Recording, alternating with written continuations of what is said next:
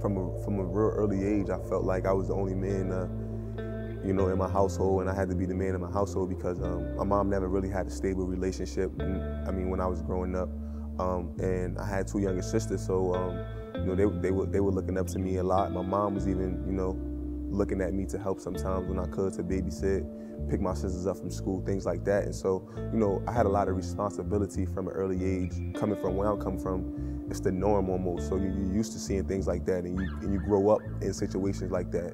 And you know, I embraced it, and I didn't look at it as a burden. I looked at it as, you know, this is just what I do. This is what we're supposed to do.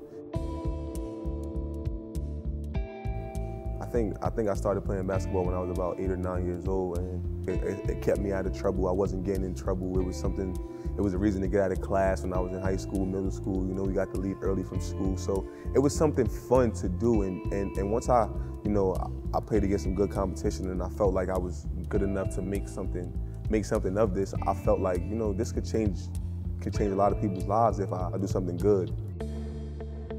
My recruiting thing was kind of like a roller coaster ride for me a little bit, but I went to a camp, a Reebok University camp. I wasn't highly recruited, and I wasn't one of the guys that everybody was talking about. And I looked at that as a way to kind of prove people wrong. You know, I could play at the high level school just like anybody else because I got talent and I'm a hard worker. I got some pretty big offers after that camp that I went to, and I got my first letter from Kansas probably like 2 weeks later. You know, then I came on a visit shortly after.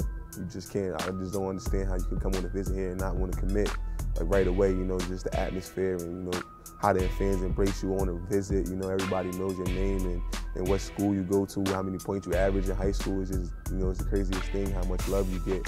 When I got that offer, man, it just made me feel like you know, this is one step in the right direction to my dream coming true. You know, this is a good place for, you know, if you want to go to the NBA, you know, why wouldn't you want to put a Kansas jersey on? If you look at the history and the track record, man, they got pros and they love their basketball here in Kansas, and so they embrace you and you know, they give you a lot of love and a lot of support, and I think it's a great feeling, man.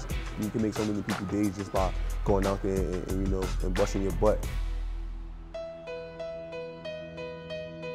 You know, being from where I'm from, in a lot of people's eyes, I'm born to lose, man. It's like a lose-lose situation for a kid like me. And I've always felt like that was motivation for me to want to get out of the projects and to want to help my mom and, you know, to want to be a better father than my father. So I think that translates to just basketball. You know, it feels good to prove people wrong, man, because so many people are going to doubt you and tell you can't do it. And I think I'm just one of those stories that you can if you don't listen to the criticism and you just, you know, you work hard, you can do pretty much whatever. I think if you look at the progression of me individually, I think my numbers just kept improving and kept getting better. And even so off the court, you know, you learn. You just learn and you build from, you grow from. You try not to make the same mistakes twice, and you know, you just try to be a better person. And that's all I've been trying to do is just grow and be a better man, be a better person, a better basketball player. And I think, you know, with the help of my coaching staff, you know, my teammates, and I had a dream, and this is just one step into getting to that dream.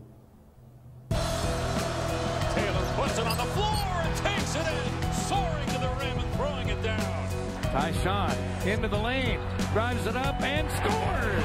Bounce pass, Relaford. What a pass by Taylor. In 4 years, we won 125 games and 4 Big 12 championships. I have over 1,500 points and 150 steals in my career, but I'm more than just a number.